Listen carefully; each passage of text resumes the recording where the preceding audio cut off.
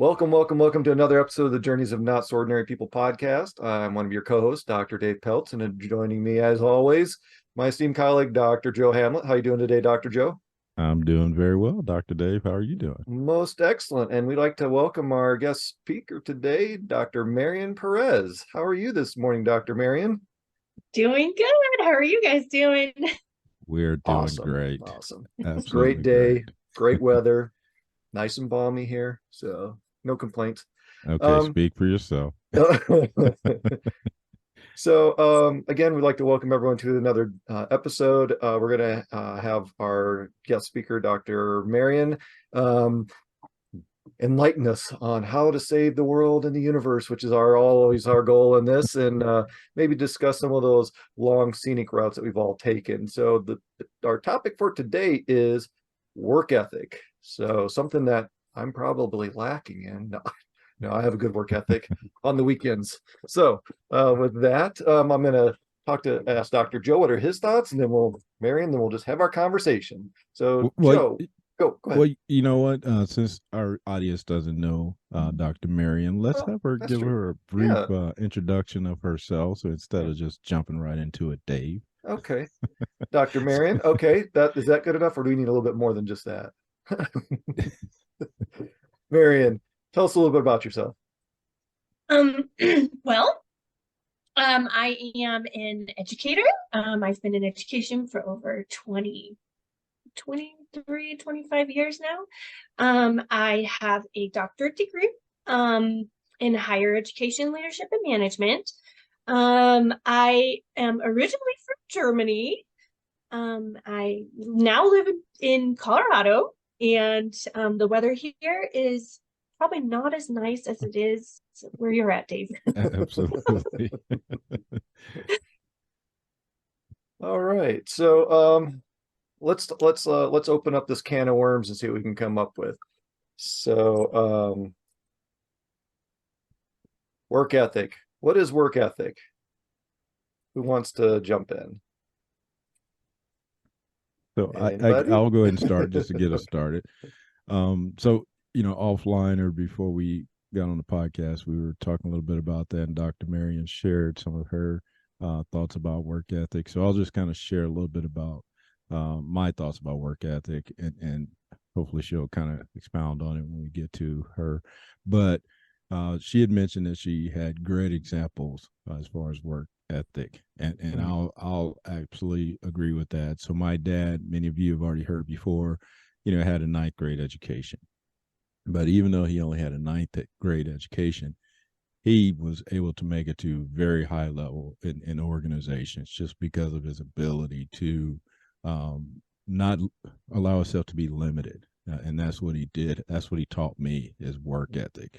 Again, regardless of his level of education, he was still able to make it to high levels that people with, master's degree even back then weren't making it to that level. But that's what I saw from him, was his ability to assess a situation and to figure out how to resolve it. And he was very good at that. And the one thing that I gained from him and initially, I think, hurt my, being a parent, being a husband, because that's what I thought I had to do. I had to bring home the bacon. I thought that was my only role as being a provider. And then I got that from him because that's all I knew of him, is that he worked every day, worked hard every day. So I very rarely saw him. So if I got anything from him, I got that I can achieve anything I want if I work hard at it. So that's where I'll start with this, or hopefully get us started with work ethic. Yeah, that's awesome. Marion, what would you like to add to that? Well, growing up with my grandparents, I had my two uncles who lived at home still, and so they were like my brothers. And my grandfather, who worked day and night. I mean, my grandfather particularly, he was a tailor, and so he went to work. He didn't have a car. He rode the bus downtown, walked from the bus stop to where he worked there all day, got back on the bus, came back home, ate dinner, took a shower, and got right back on his table in the living room. And sewed for the rest of the evening until he went to bed. And he did that at least 5-6 days a week at night. And so, and my uncles, they were also, they worked in construction, and I saw them every day. They were punctual. They never called in sick, and they went to work, and they came home dirty, and they worked hard. And my dad, who was in the Army for 20 years, I saw him. He then later became a police officer for the military, and then he did some other stuff. But anyways, what I watched him do is he really overcame obstacles. So he was really adaptable. Every time he went to a new duty station, he adapted to that, adapted to his new leadership, the people who were there. He was always on time. He never called in sick. When he had issues, just being a bystander and hearing him talk to my mom, I would hear some of the hardships he would have, but he would not give up. He never gave up. He just pushed through it. And so those were the things that I learned from him. Be adaptable, be on time, work hard when you're there, and overcome any obstacles that you might be facing. Don't give up and run away. Stay there, keep working through it. And so that really, they really modeled that for me well, and it helped me be successful in life. I like what you said about the adaptability and overcoming obstacles. Those are some themes that Joe and I discuss fairly regularly, and it's absolutely important and imperative. I mean, you have to be able to adapt to your environment, to your audience, to the groups that you're dealing with, because we're all different in our own way. We're all different and unique, and we're all going to have our own obstacles, and some of them are joint and some of them are not joint obstacles. But I like the piece about persevering and just getting through it. What we've learned is that, or what I've learned in my career, is that if you come across an obstacle, you can try one way. If that doesn't work, just keep trying different ways. It'll eventually work. You just have to find the right angle. Sometimes it takes a little bit longer, sometimes it's a little bit quicker. So I like that piece where you're talking about the adaptability and perseverance, getting through an obstacle. So. Yeah, Dave. So, if we think about success, that is one of the keys to success. You're not going to achieve your success if you don't continue to push through, try something that doesn't work, and then persevere, continue. I mean, all of us are doctors, and that didn't come just by us, giving up. We had to continue to push through, persevere, and that's why I really liken work ethic to dreams, achieving your dreams and goals. If you continue to work at it, you continue to see that light bulb at the end of the tunnel, and you keep pushing towards it, eventually you're going to achieve your goal. So I really like the fact that, we all have learned that over the years. And so for me now to understand the impact of that, like I said, I saw my dad be successful with very limited resources.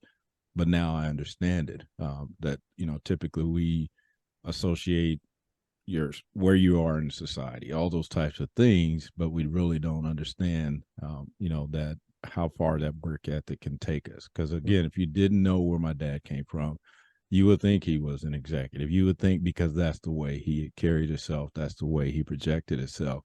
And he didn't let those other things hold him back. So I think that's very important when we think about our success and how we get there. Yeah.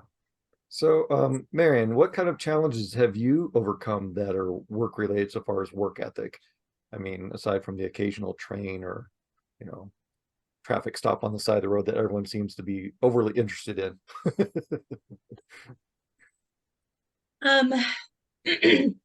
First of all, finding my way. I think finding my way into education has been really interesting. I had to try different things to learn where my position was. And so once I realized that the classroom was where I belonged due to some circumstances and friends telling me I had to listen, they said, "Hey, Marion, you're really good with kids. You should really consider this." And then my department head right before I graduated with my bachelor's, he's like, you should really get a master's in education. You would be so good, like your personality and, being a teacher. And I was like, no, no, thank you. And then I ended up going overseas with an organization, and my job there was to teach. And once I was in the classroom, I realized they're all right. This is where I belong. This is where I need to be. And so when I came back, I ended up teaching post-secondary education, and I wanted to become a full-time teacher. At the time, I lived in Colorado, and I didn't want to go back and get my master's in education. I was still hoping that eventually things would work out and I would become a historian. So I have a bachelor's in German and in history, and I really wanted to be a historian, and that just didn't work out. And so even though I knew my place was in the classroom, I was fighting it. I was like, no, I'm going to become a historian. It's still going to work out. And it never worked out. So I said, okay. And I had some other circumstances that where I found myself needing to make more money to take care of myself. And so I thought, okay, I'll go into the classroom. It pays really well. I'll do the alternative licensure. And in Colorado, I could not, every time I tried, there was a roadblock. Either I couldn't get a school to hire me, or I needed to take these tests and I couldn't take them. There was just always something that prevented me from doing it. And so I thought, okay, well, I can't give up. I just need to look somewhere else. Maybe I should leave Colorado. Maybe Colorado is not the place where I need to be at anymore. And so I started pursuing some other states and ended up seeing a job posting actually where my parents lived, and my sister was living at the time, and she was in high school. And I thought, oh, it would be really good if I could be there and encourage her and just, And so I saw a position, and I ended up applying for it through the alternative licensure. So I looked at the state first, looked to see what I needed to do, applied at a university for the alternative licensure program, got accepted, met all the criteria for the state, ended up getting an interview. And I remember thinking, I'm so unqualified. Like, oh my gosh, what if I fail? What if I don't, I was having all these thoughts, and I thought, nope, I need to continue. And so, they ended up hiring me. So I packed my stuff and moved to New Mexico and taught there full time. Yeah, so I just kept on pursuing it until I ended up getting the position that I knew was right for me. And then, of course, I got my master's. That wasn't always easy. I remember there was one course, my very last course. It was an action research class. I kept on getting like D's on the paper, and I was like, can I have a D? I'm gonna have to repeat it. And so I kept trying, and I ended up, after talking with the professor, I ended up passing the course, fixing it. So I had to be determined to continue to work at it. Passing the course, and then so I did that and got my master's, and then decided to pursue a doctorate. And that, of course, was very when the real punishment began. Brutal. I heard a lot of perseverance and just keeping going and just not giving up, and that is so awesome, because throughout our careers, we've encountered individuals who have given up for one reason or another. And sometimes they just need a little bit of encouragement or a little bit of direction to get back on track to achieving their dream. So that's really cool to hear that, that you didn't have one, but you had several obstacles on your journey that you just kept going and going and going until you figured out a way to get through that obstacle. And that's one of the things that we talk about is perseverance, and just staying the course and knowing what you want to do, and where you want to be, and if you're not happy with that spot, like you said, maybe you have to move, maybe you have to go someplace else, maybe you have to try from a different angle, or over, through, around, above, whatever, and just whatever it takes to make it happen. And that's great to hear that Joe and I are not the only ones in the world that have experienced that.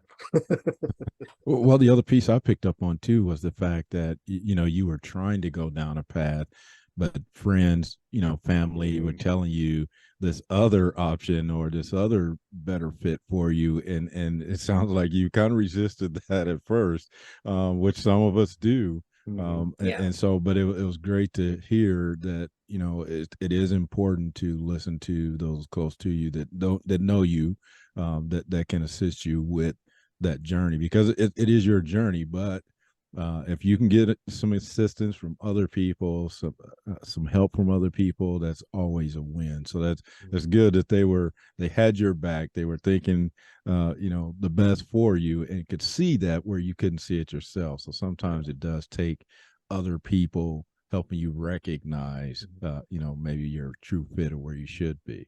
So I thought that was well, I was kind of at a fork in the road where I had a lot of flexibility previously to this situation, but then I'd gone through a life event and it cut my salary by a large chunk.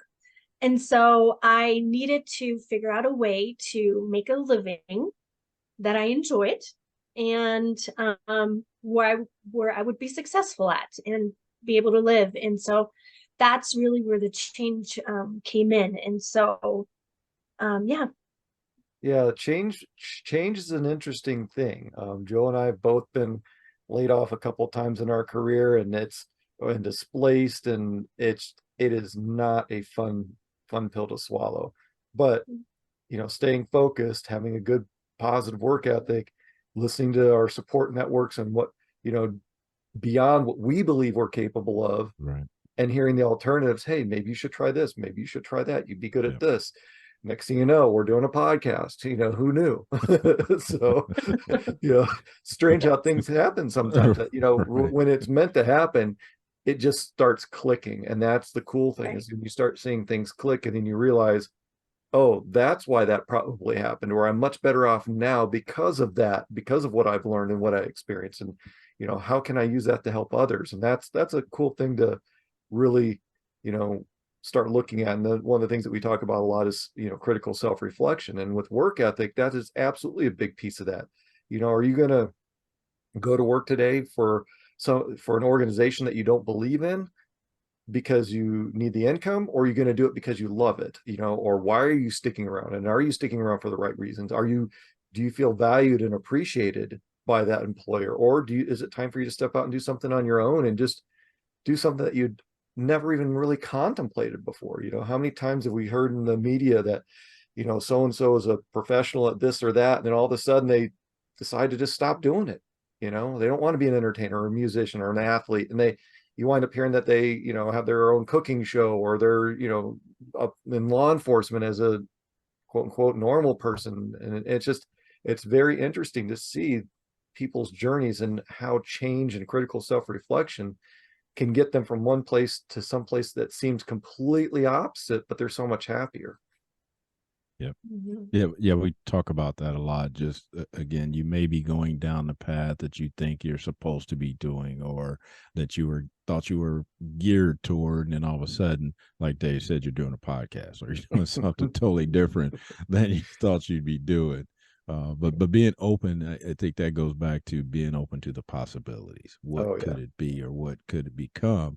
And I think that's very important, that when you're going, you're at a fork of the road, or, things change, that you remain open to the possibilities, because you may not have seen yourself in that position or situation years before, but now you're faced with this. What do you do? Do you try it? But I think what's also important is taking those experiences that you've had, and then not just saying, well, woe is me. We talked about this before on a previous episode. Are you gonna be a victim or a victor? Or are you gonna take that situation and apply it to the best of your ability to this new situation, and use those things that may be relevant for that? But it comes down to that critical self-reflection, evaluating where you are and where you need to go. So I think it sounds like you did that, which again, you had to be open to the possibilities. So yeah, and what's really interesting about this, now that I'm thinking about it, is I really tried to stay where I was and find a job that would keep me where I am and make me enough money to live well. But I was a German citizen at the time, and I was working for the government, and I was working for an education service for the government. And I thought, well, I'll just continue to work for them, but I'll move up the ladder. You know, I'm a great worker. I love kids. I'll just move up the ladder. And I couldn't. Even there, like doors were shutting, and I didn't have the degree to move forward because I needed a certain amount of credits in education. Well, I didn't have that. I had a bachelor's in German and a bachelor's in history, but nothing in education. And so that door quickly shut. And then I became a US citizen, which opened more doors for me. But at the same time, I was never qualified for these positions in the government that I was looking at or around. And so that's how I knew that I was being steered in a new direction. I just had to listen to where it was taking me by being open to new things and new possibilities. And I like where you were going with this. It's really cool. I've said cool a lot, maybe because it's winter. I don't know. It's warm here. Maybe I should start. Well, that's really warm. But I like how you said that you would overcome something that a lot of people in our audience may not have really thought about before, and that's the citizenship piece. You know, it's a big hurdle for a lot of folks that are out there, but to your point, you can overcome it. You can get through that process. It may take a little bit longer.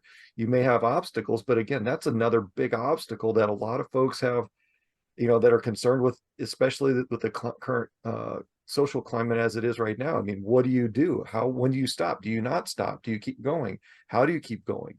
And to your point about, you know, taking that a step further about not having qualifications, Joe and I talk about this a lot offline, and we've realized a lot of times it's not the individual like you or me or Joe, it's the company. They already have something in mind. They're looking for something specific, and we've learned that, you know, if somebody doesn't want to be your friend, they're going to find a reason not to be your friend. You know, that's just the way it is.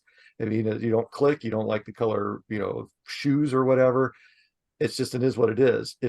And we've learned, as hard as it is and challenging it sometimes, we've learned that it's not so much about us. Sometimes it's about their lack of understanding about what we bring to the table. And that's where we really have to showcase ourselves. And that's the challenging part sometimes, is how do we broach that network or that aspect of our industry to where people see us for who we are and what we bring, versus buying into where they want to put us because they don't know us and what we can contribute. And, you know, those are all very valid obstacles, and it's very challenging. But to your point, being open, like Joe and I've talked about, being open to all the possibilities, not just the possibilities that you want as an individual. What else can you do? I mean, I've had opportunities come up. I'm like, well, I'm not an IT guy, but I got offered a position with a tech company. I'm like, well, that's something I never thought about. And it was a great experience. I mean, it really opened my eyes to a lot of really cool things. There's the word cool again, really warm things. And, and, you know, gained a lot from the experience. So again, the open to possibilities and just pressing and keeping going and clawing, digging, scratching, whatever it takes to get to where you want to be is sometimes what we got to do, because it's that journey that makes you stronger, more capable, more aware than it is. It's not necessarily the end, it's the journey that's the most important thing. So Dave, I have to tell you, by the way, cool is not in anymore. It's slays now. Okay, well, I guess I just antiquated myself even more. I learned that from one of my students. She was like, cool is not used anymore. It's slay. Okay. Yeah, I'm not sure I'd want to yell that at the airport. Hey, that really slays. What? That's the Bob. No. Oh my gosh, so funny. Too funny. Well, all right. Go ahead, Joe. I was just going to add that, you know, this, I think the things that you've talked about is very appropriate for our podcast, because again, it's journeys of not so ordinary people. And, you know, if you would not, you know, if you hadn't shared some of those things, with us, we wouldn't have known, your journey. It was difficult and challenging just as much as ours was in a different way. But that's what we always like to talk about, is everyone has those obstacles sometimes you don't see, you don't hear about. And that's why we can't compare ourselves, or we can't, think they're gaining something more than we have, because you don't know the journey or the struggle that they went to get there. We talked offline for quite a long time, and then you still brought in some new information about your journey, which again, if we had those conversations with each other, we learned so much about the journeys of other people. And I think that's important, very important, when we're building relationships, when we're trying to learn about people, that we really be open to not just our own journeys, limitations, all those things, but the journeys of other people. I mean, you talked about some things that a lot of us don't face, the citizenship piece. That's that like Dave said, that's probably a really huge hurdle, and a lot of people don't experience that. So just knowing that you were able to push through those types of things, and then having to move, and those are, again, sometimes we think our journey is this really rough thing, and then we hear someone else's journey. It's like, oh my goodness, I didn't have to do anything nowhere similar to that. Anywhere remotely close to that. Right. So, and that's why I, and a lot of what helped me was the military too, going to other countries, seeing other people, the way they live. That has definitely opened my eyes to, what I think I don't have, and then I see someone else in another country that they don't have some things that I just take for granted. So it's just very important that we embrace that everyone has a journey, and my journey is not any more important than Dave's or yours, Marion. So it's just important for us to remember that we all are on a journey. We run into different roadblocks, barriers, and things that we have to overcome. And so I'm just glad you were able to share some of those things with us. Thank you. Well, it was a unique situation for sure, because my father retired in Germany, and so my parents and sister lived in Germany for quite some time, and then I married at a young age. I was 20 years old, just had turned 20, and I moved to the States with my then husband. And my parents came to visit me and thought, oh my gosh, I really like it here. And so they packed up their stuff and took that last move that my dad had paid for, and because the military was going to pay for it. And so they moved to New Mexico, where I was. And then because I always had an alien card, I didn't want to lose my German citizenship, because that's where I was born and raised. I lived there for a total of, I think, 20 years. And so I didn't want to, was it more like 18 years maybe. And so I didn't want to lose my German citizenship. So I never thought that I needed to pursue my US citizenship, because I always had an alien card. And then I went through a change, a life event change, which was a divorce. And so I thought, holy moly, if they deport me, I'm going to be in Germany, and I have no German education. My parents and sister are now in New Mexico. What am I going to do? And so I told myself, well, I better pursue a U.S. citizenship, because if not, then they're going to deport me, and I'm going to be in Germany, and my family's going to be in America, and I don't have the education. And so that was really a driving force. That was really interesting. That's a very interesting circumstance. Absolutely. Definitely. Very unique. Right. Not many people are going to be able to relate to that. Wow. But those that do relate, that's a great point that you brought up.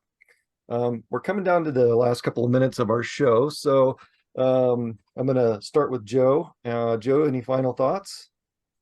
Again, it was just a pleasure having Marion on the show, and just bringing a new perspective, a new journey. Again, things that we hadn't encountered in previous episodes, or even considered some of the challenges that other people face. But we started with our topic on work ethic, and I think that's a huge part of it. It's just having that ability to work through situations and to try and get to a point where a resolution, or to make it better. So I think if you weren't able to do that, if you didn't have the perseverance and just the drive to continue to move forward, I think you probably would have had a little more challenging experiences, but you were able to learn that at a young age, and it sounds like that has helped you throughout your entire life. So, but again, it's been a pleasure having you on the show, and that's about all I have.